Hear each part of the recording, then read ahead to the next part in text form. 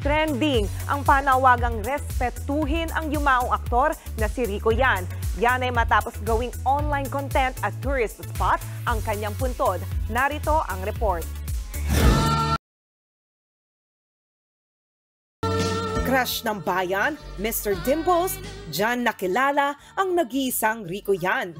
Nagluksa ang buong bansa sa biglang pagpanaw ng aktor noong 2002 dahil sa cardiac arrest sa edad na 27. At ngayon, biglang nagte-trending ang litrato ni Rico at mga pinalinaw na video sa ilan niyang pelikula gaya ng Got to Believe. Pati nga ang puntod niya sa Parañaque, pinupuntahan ngayon ng maraming Pinoy. Ang ilan sa kanila, ginawa pa itong online content. May ilang bumisitang Gen Z at meron ding buong pamilya. Ang isang ito, ginawan pa ng review ang pagdalaw nila sa puntod.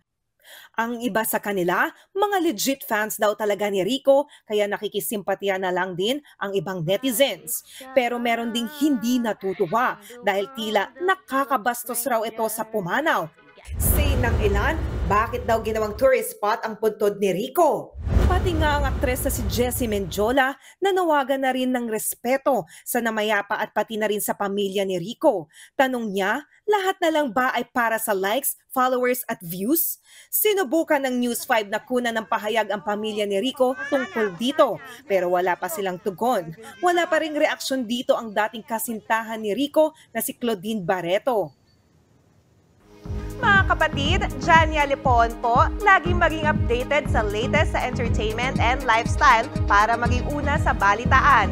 Bisitahin at mag-subscribe na sa social media pages ng News 5.